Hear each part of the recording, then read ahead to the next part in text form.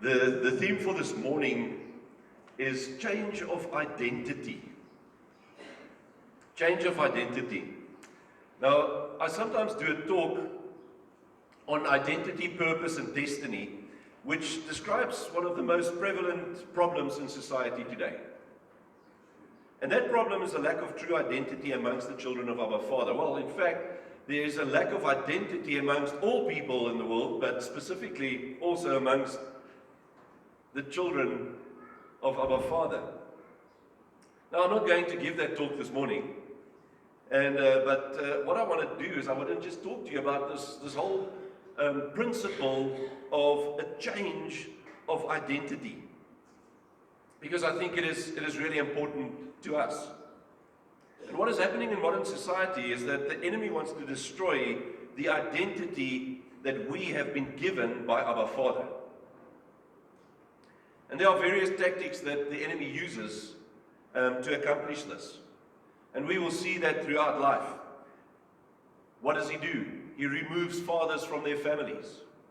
He sends them away on business. He sends them away to work somewhere else, and the family stays behind.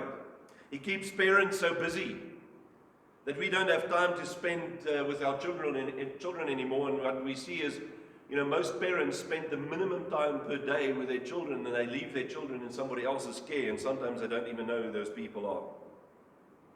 And then what we see is through addiction, selfishness, recklessness, children end up in orphanages, and sometimes they even end up on the streets.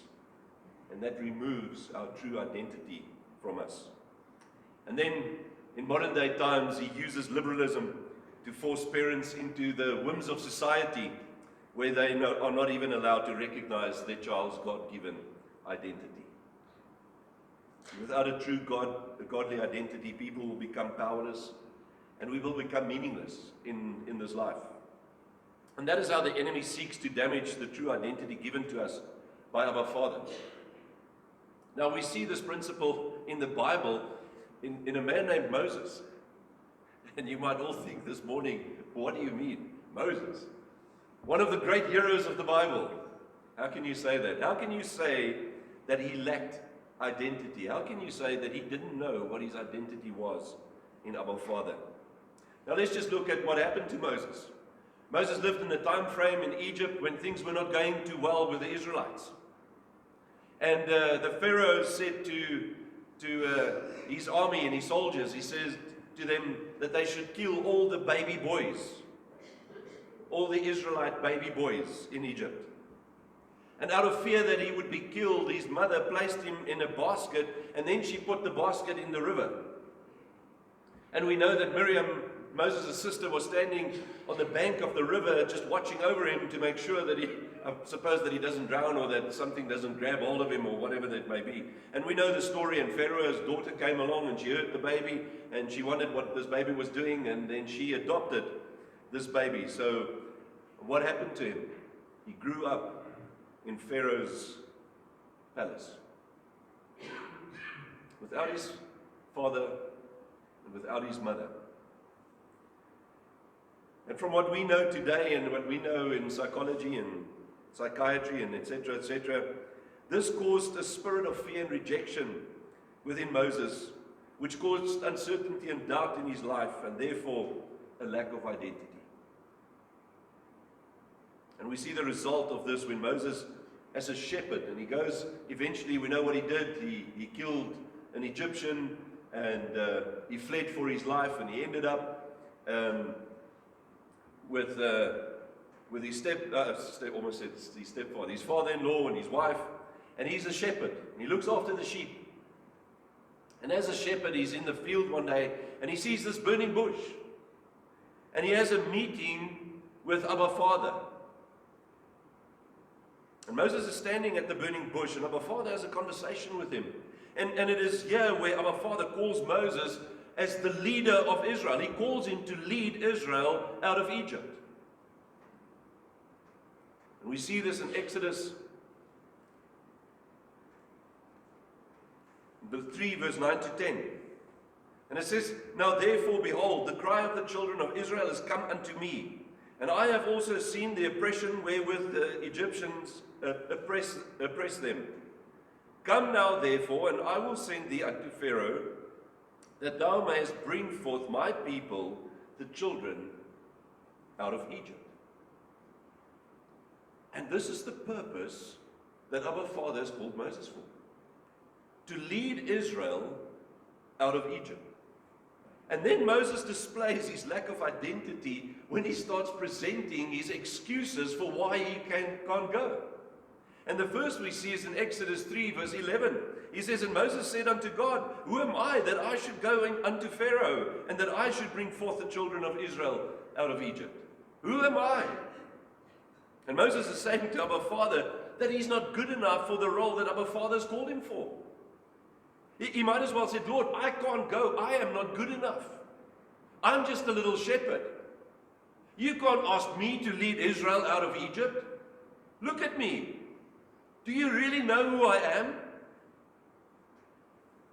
And what he's doing is he's showing his inferiority complex, his doubt, his uncertainty, and his lack of self-esteem. In Exodus 4 verse 1, we read this. And Moses answered and said, but behold, they will not believe me, nor hearken unto my voice, for they will say, the Lord hath not appeared unto thee. And what is he saying? He says, Lord, I have a lack of trust. Because of my lack of identity, I've also developed a lack of trust, and therefore I don't even trust myself, and I don't even trust that they will believe that you, the creator of the universe, appeared to me to give me this purpose to lead them out of Egypt. And then in verse 10, he says, and Moses said unto the Lord, O my Lord, I am not eloquent, neither heretofore, nor since thou hast spoken unto my servant, or unto thy servant, but I am slow of speech and of a slow tongue. He says, I battle to speak to people. He's portraying something that we call fear of man. He does not like confrontation. And he's saying, Abba Father, I can't do this. And can you start to see the lack of identity and the lack of self-confidence that is portrayed here by Moses? And he's trying to find every excuse he can not to fulfill the purpose that Abba Father has called him for. And then in Exodus 4 verse 13, it says, and he said, O my Lord, send I pray thee by the hand of him whom thou wilt send. And Moses is actually saying here to Abba Father, he says, please send somebody else. I am not good enough. Please send someone else. See, Moses is thinking that he's not adequate. He's saying, Lord, I don't have the skills. I don't have the training. I haven't studied enough to actually do what you have called me for. And then Abba Father fixes Moses' focus on his identity. And he says to Moses, I want you to focus on something else. He says, I want you to focus on who I made you and who I called you. And we know that Moses is a shepherd, and a shepherd carried a rod. And the rod was his protection. He fought off the wild animals with it. The rod was his aid. He guided the sheep with it, and it assisted him across, very rough terrain. And the rod represented everything that Moses was. You see, the rod represented his identity. And it was called the rod of Moses. But Abba Father had a different plan for Moses. And he shifted his focus away from himself to the thing that represented everything that he was. He shifted his focus to this rod. And Abba Father gave him a very important command. Father told him to throw this rod down on the ground. And in Exodus 4 verse 2 to 3 we see, and the Lord said unto him, what is that in thine hand? And he said, a rod. And he said, cast it on the ground. And he cast it on the ground, and it became a serpent, and Moses fled from before it. Abba Father is asking Moses to lay down everything that determines his own identity. And then when he lays it down, it becomes a snake. And it makes him realize that everything that represented him was actually very dangerous to him.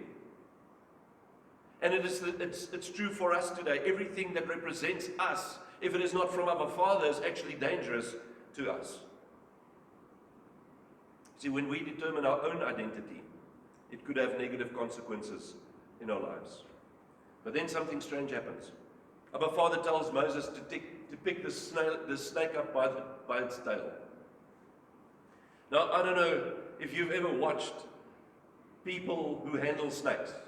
I don't know if you've watched when they show, sometimes on TV, I've seen it, where they show guys. There was a guy, I can't remember, Steve Irwin, I think his name was, from Australia, and he was handling all sorts of dangerous animals, crocodiles and snakes and all sorts of things. And every time that you see that somebody handles a snake, there's a way that they do it. I think somebody sent around a video clip the other day on WhatsApp, and it was quite interesting. And this guy was standing, and the snake was standing up, and he was looking at this guy, and eventually he took his hand and he put it behind the snake's head, and he pushed his head down and he grabbed him behind his neck. He did not grab that snake by its tail. He grabbed it or just behind its head. But our Father says to Moses, I want you to pick up the snake by its tail. He says, I don't want you to be in control any longer. I want you to trust me to be in control of everything in your life. He says, I don't want you to be in control of your destiny, because you are no longer in control of your destiny. But I will change your identity, I will change your purpose, and I will change your destiny if you listen to my voice. If you do what I tell you to do, I will change your identity. And then when Moses picked the snake up by its tail, it changed immediately back into the rod. And we see this in Exodus 4 verse 4. And it says, and the Lord said unto Moses, put forth thy hand and take it by the tail. And he put forth his hand and caught it, and it became a rod in his hand. Do you know what happens from that moment on? And from that moment on, that rod of Moses changed its name, and it became known as the rod of God.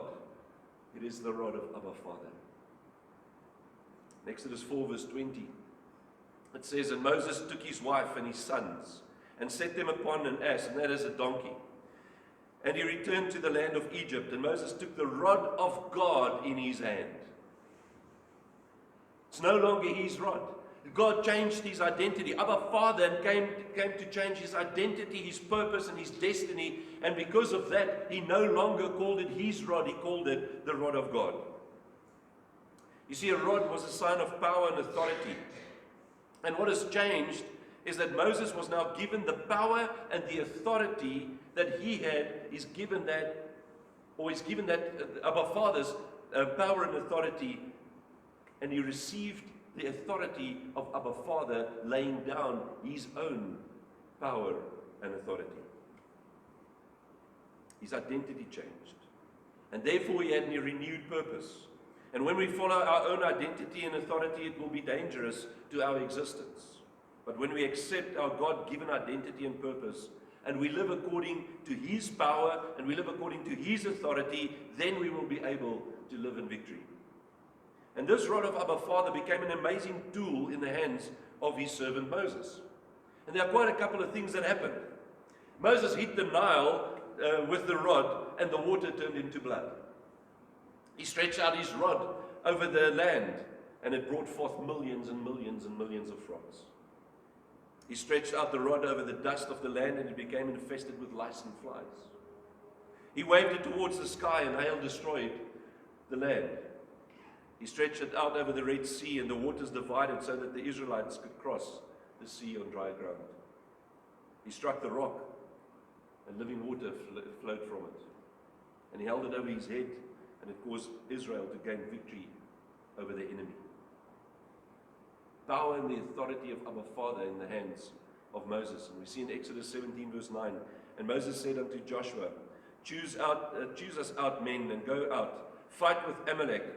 Tomorrow I will stand on the top of the hill with the rod of God. You see, he calls it again, the rod of God. He says, I will stand on the top of the hill with the rod of God in my hand. And in verse 11, and it came to pass when Moses held up his hand that Israel prevailed, and when he let down his hand, Amalek prevailed. And it's almost like he's saying, when he recognized Abba Father in his life, and he recognized the power and the authority of Abba Father in his life, they lived in victory. And the moment that he let it down, the moment it became him again, everything changed. And the enemy prevailed. And through the power and the authority of Abba Father, Israel experienced victory as long as they lived according to the instructions that Abba Father gave them. But this rod that Moses held in his hand, it also represented Abba Father's salvation. It represented Yeshua. And when Israel reached the Red Sea, they became despondent and they became afraid because they were trapped. They got to the sea and they knew that the Egyptian army was on its way towards them. And they thought that they had come to a dead end and that the approaching Egyptian army would destroy them. And they spoke to Moses and they said this. They said it in Exodus 14, verse 12 to 13. Is not this the word that we did tell thee in Egypt, saying, let us alone, that we may serve the Egyptians? For it had been better for us to serve the Egyptians than that we should die in the wilderness. And Moses said unto the people, fear ye not, stand still, and listen to what he says, and see the salvation of Yahweh. See the salvation that Abba Father is bringing to you, which he will show to you today. For the Egyptians whom you have seen today, you shall see them again no more forever. Wow. See the salvation of the Lord.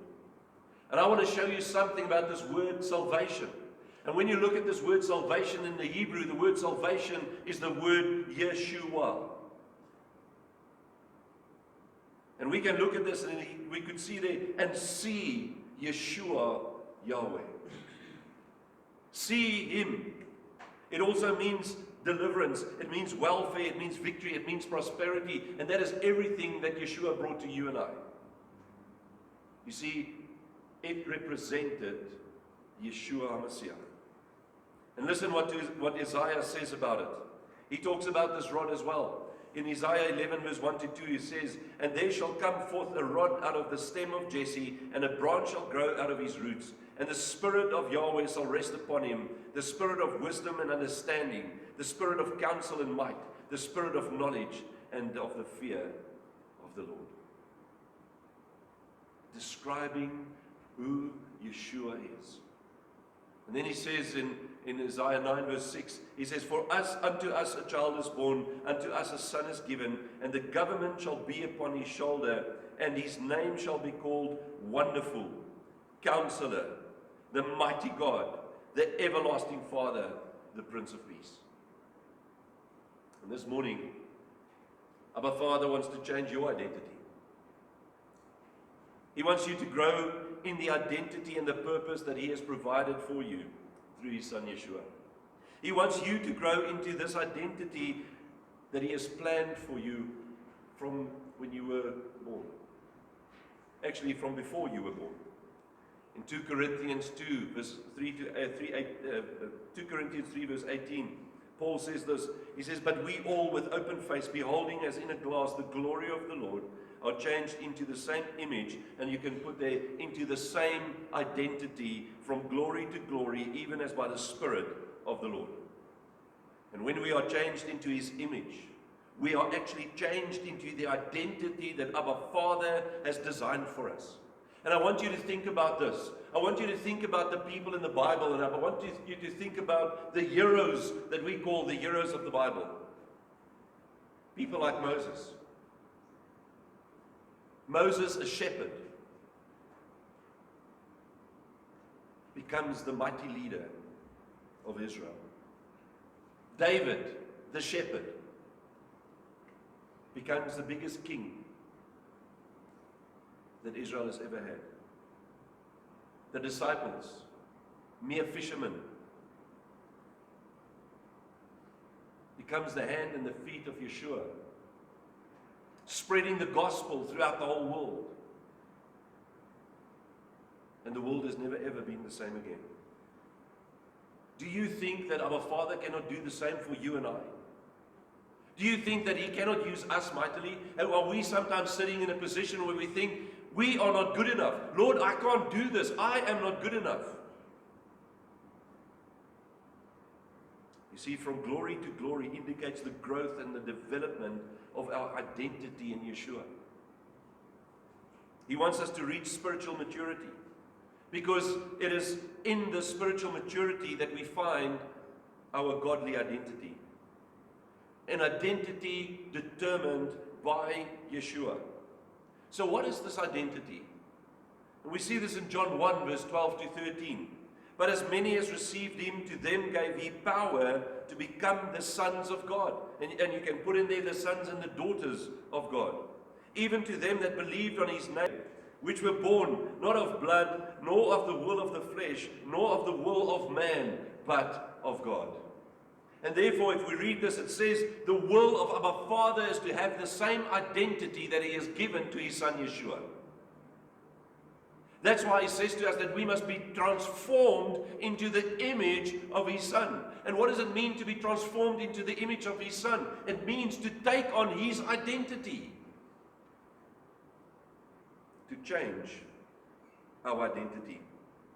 Paul says in Colossians 2 verse 9 to 10, for in him dwells all the fullness of the Godhead bodily, and you are complete in him, which is the head of all principality and power. And what Paul is saying is that we are made complete through Yeshua. We have received everything that is within him, and therefore our identity is established in Yeshua. Your identity is not determined by your achievements. Your identity is not determined by your qualifications, or your wealth, or your possessions, or your titles.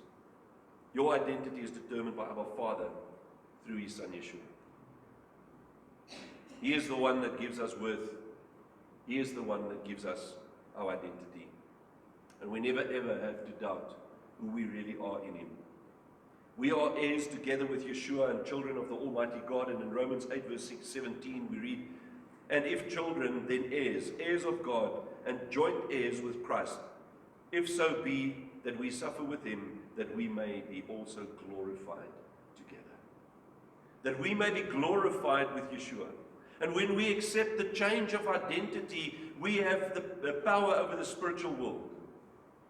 When we appropriate the identity of Yeshua, we can have the same authority that he had. We can have the same authority that he had over the demonic world, over the spiritual world, over illness. We can have the same authority. And there's a little story about a man who had a spirit of an unclean demon, and this man was brought to Yeshua. And when this man came along, the demons recognized his identity and they trembled. And we see this in Luke 4 verse 34 to 36. And these are the demons speaking. They're saying, let us alone. What have we to do with thee, thou Jesus of Nazareth? Art thou come to destroy us? I know thee who thou art, the Holy One of God. And Jesus rebuked him, saying, hold thy peace, and come out of him. And when the devil had thrown him in the midst, he came out of him and hurt him not. And they were all amazed and spake among themselves, saying, what a word is this? For with authority and power he commanded the unclean spirits, and they came out. With power and authority. With power and authority he commanded the storm to cease, and it did. Power and authority. And this is the same power and authority that Yeshua gave to each one of us, if we are only prepared to change our identity. It is through the name of Yeshua that we receive this authority. And remember what we read earlier about this, his wondrous name in Isaiah 9 verse 6. It says, and his name shall be called Wonderful, Counselor, the Mighty God, the Everlasting Father, the Prince of Peace. And it is through this name that we receive our identity. Do you know that in biblical times your name determined your character and your identity? And every time that he spoke to somebody, their name changed. Because he gave them a new identity. And Father gave Yeshua a name above all names. And then Paul writes this in Philippians 2 verse 9 to 10. He says, wherefore God also hath highly exalted him, and given him a name which is above every name, that at the name of Jesus every knee should bow, of things in heaven and things in earth and things under the earth. That is the name that we receive. When Yeshua lives within you, you have assumed his identity, you have assumed his character, and therefore the same authority is within each one of us. And that is why we should be able to have victory over our emotions, over our thoughts, and over our desires. And because this word "at the name" does not just mean that we recall his name, it actually means by the power and the authority and the glory that he represents. And when the word says to us, when we pray, everything you ask in my name, what does that mean? He says, everything that you ask by the power and the authority and the glory that I represent. And we've learned this thing in prayer to say, in the name of Jesus, or in the name of Yeshua, we ask this, and in the name of Yeshua. And there's nothing wrong with saying that. But I don't think we realize what it actually means, because when we use his name, what we are saying is we're saying that by the power and the authority and the glory of that he represents, I ask this. So therefore, we need to take on his identity, so that we can live in the same power and the same authority that he lived in and that he has given to us. And he says that to us. He says, I give you that authority. I give you that power. And therefore, our old earthly identity needs to die, so that we can be resurrected into Christ and into the identity of power and love and authority and self-control. And that is why Paul wrote in Colossians 3, verse 1 to 4, if you then be risen with Christ, seek those things which are above, where Christ sits on the right hand of God. Set your affections on things above, not on things on the earth. For you are dead, and your life is hid with Christ in God.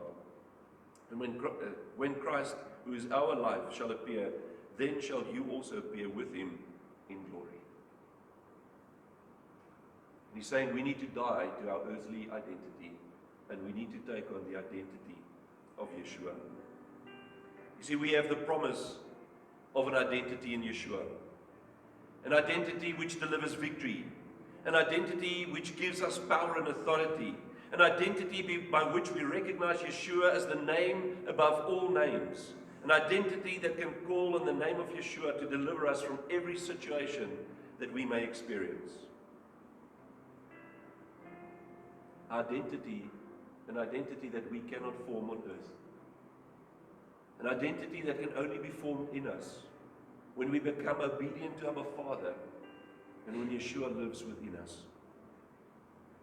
There's a song with really beautiful lyrics that describes this wonderful, wondrous name by which our identity is formed. And this morning I just want you to sit and listen to the words of the song. And I want you to realize and to know that your identity is secure in Yeshua, and that you can have dominion over everything through your identity in him. But then what we need to do is we need to lay down our identity so that we can take on his identity. So that we can take on the power and the authority that he has given to us, so that we can live in victory. Our Father, you are the name above all names.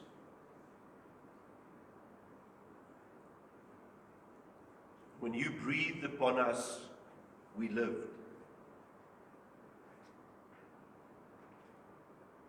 And therefore, this morning we want to ask you, our Father, come into our lives. Come breathe upon us so that we can live. Come breathe the identity of Yeshua into us. So that we can have a change of identity, so that we can have the identity of Yeshua, so that we can live in power and authority that you have given us. I ask you that you will come and make us new this morning. Your Spirit will come upon us. That we will be able to live victorious lives. Even though everything around us is falling apart, and even though we look around us and the world is in chaos, but we will stand because of you.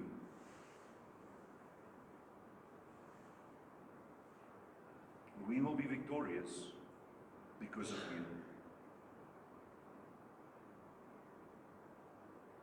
And therefore, it is our desire this morning to assume your identity, so that we can live by your authority, by your power, by your word, and by your love. We pray this in the mighty name of Yeshua.